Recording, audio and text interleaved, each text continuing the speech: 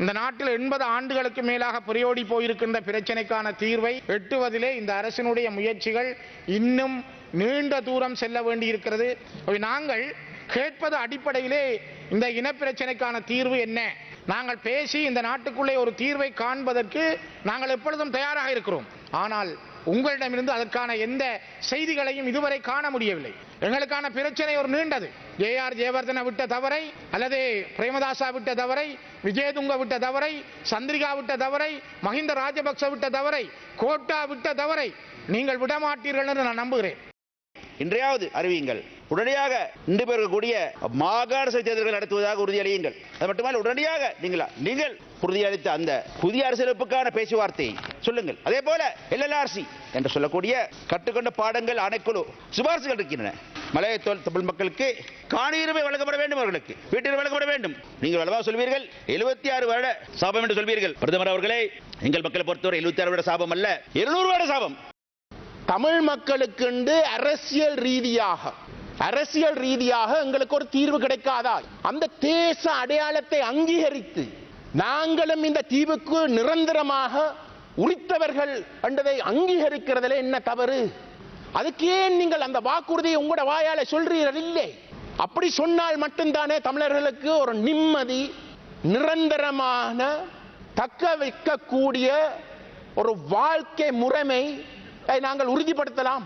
தமிழ் மக்களுக்கு சுயாட்சி வழங்குறதுல என்ன தவறு? அப்ப அதை ஒரு அரசியலமைப்பு ஊடாக அங்கீகரிக்க சொல்லி கேட்கிறது இனவாதமா? காணிகளை விடுவிப்பதற்கான நடவடிக்கை எடுத்துக்கொண்டோம்.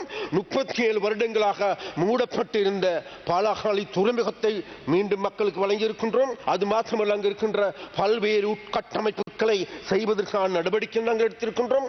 அனைத்து நடவடிக்கைகள் முன்னெடுப்பதன் மூலமாகவே மக்கள் நிம்மதியாக சுதந்திரமாக நடமாட முடியும் என்று நாங்கள் நம்புகிறோம். அவ்வாறு மக்கள் சுதந்திரமாக நடமாடக்கூடிய சூழ்நிலை ஏற்பட்டாலே நாட்டில் மனித உரிமை பாதுகாக்கப்படும் என்று. පළාත් සභා ක්‍රමයෙන් අපේ රටේ ජාතික ප්‍රශ්නේ විසඳුනේ නැහැ. மாகாண சபை முறைமையால் நமது நாட்டின் தேசிய பிரச்சினைக்கு தீர்வு கிட்டவில்லை. மாகாண சபை முறையூடாக தேசிய பிரச்சினைக்கு தீர்வு காண முடியாது என அன்றும் நாம் தெளிவாக கூறினோம். தற்போதும் அது நிரூபணமாகியுள்ளது. எவ்வாறாயினும் அது அரசியலமைப்பில் உள்ளடக்கப்பட்டுள்ளது. அதற்கமைய மாகாண சபை தேர்தல் நடத்தப்படும். தேர்தலை நடத்துவதற்கு சில சட்ட சிக்கல்கள் இருப்பதை நீங்கள் அறிவீர்கள். எல்லை நிர்ணய குழுவின் அறிக்கை பாராளுமன்றத்திலும் நிறைவேற்றப்படவில்லை. எனவே புதிய சட்டங்களினூடாக மாகாண சபை தேர்தலை நடத்துவதற்கான வாய்ப்புகளை ஏற்படுத்த வேண்டும். அதனை விரைவாக செய்ய முடியாது. எனினும் நாம் அதனை கட்டாயமாக செய்வோம். நமது நாட்டின் அரசியலமைப்புக்கு உட்பட்ட வகையில் கட்டாயமாக நாம் தேர்தலை நடத்துவோம். அதே போன்று தேசிய ஒற்றுமையை வலுப்படுத்துவது தொடர்பிலும் சிறந்த திட்டம் நம்மிடம் இருக்கிறது. அது 5 வருட திட்டமாக அமையும். அரசாங்கம் என்ற ரீதியில் அமைச்சரவை அனுமதி பெற்று அந்த திட்டங்களுக்கு அமைய படிப்படியாக முன்னோக்கி நகர உள்ளோம். ஐக்கிய நாடுகள் சபையின் மனித உரிமைகள் ஆணைக்குழு கூறும் வகையில் பயங்கரவாத தடை சட்டம் தொடர்பில் தீர்மானம் எடுக்காமல் இருக்கப் போவதில்லை. பயங்கரவாத தடை சட்டத்தை கட்டாயமாக நீக்குவோம் என நமது கொள்கை பிரகடனத்தில் தெளிவாக கூறியுள்ளோம். ஆட்சிக்கு வந்த சில மாதங்களிலேயே அது தொடர்பில் ஆராய்வதற்கு குழு ஒன்றை நியமித்துள்ளோம்.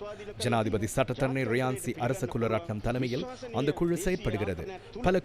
பல சந்தர்ப்பங்களில் கூடி கலந்துரையாடியுள்ளது.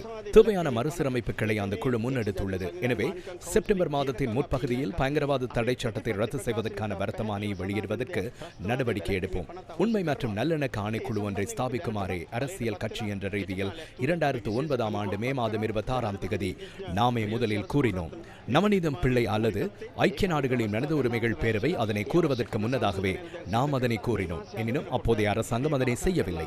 உண்மை மற்றும் நல்லிணக்க ஆணைக்குழுவை நடைமுறைப்படுத்துவதற்கான சட்ட நடவடிக்கைகள் எடுக்க உள்ளோம். காணாமல் போனோர் தொடர்பான அலுவலக மற்றும் இழப்பீட்டு அலுவலகங்களின் செயற்பாடுகளை ஸ்திரப்படுத்த உள்ளோம். காணாமல் போனோர் தொடர்பான செயற்பாடுகளை வலுப்படுத்த உள்ளோம். ඒ ක්‍රියාවලිය ශක්තිමත් කරනවා. අතුරුදහන් වූවන් පිළිබඳ සොයා බැලීමේ ක්‍රියාවලිය ශක්තිමත් කරන්න කටයුතු කරනවා.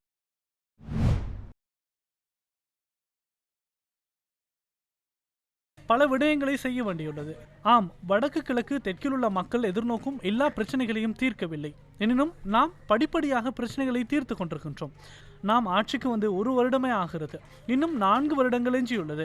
வடக்கு மற்றும் தெற்கில் உள்ள மக்களுக்கு நாம் வழங்கிய வாக்குறுதியை கட்டாயமாக நிறைவேற்றுவோம். பயங்கரவாத தடை சட்டம் தொடர்பில் அரசாங்கம் எதுவும் செய்வதில்லை என பலரும் கூச்சலிடுகின்றனர். 2025ஆம் ஆண்டு பிப்ரவரி மாதம் ரியன்சி அரச குலரட்னம் தலைமையில் குழு ஒன்று நியமிக்கப்பட்டது. அந்த குழு 14 சந்தர்ப்பங்களில் கூடியது. இன்றும் கடைசி நாளாக கூடியது. தற்போது அந்த வரைவு பொதுமக்கள் கருத்து கணிப்புக்காக தயார்படுத்தப்பட்டுள்ளது. பின்னர் அது எதிர்வரும் செப்டம்பர் மாதம் அமைச்சரவைக்கு சமர்ப்பிக்கப்படும்.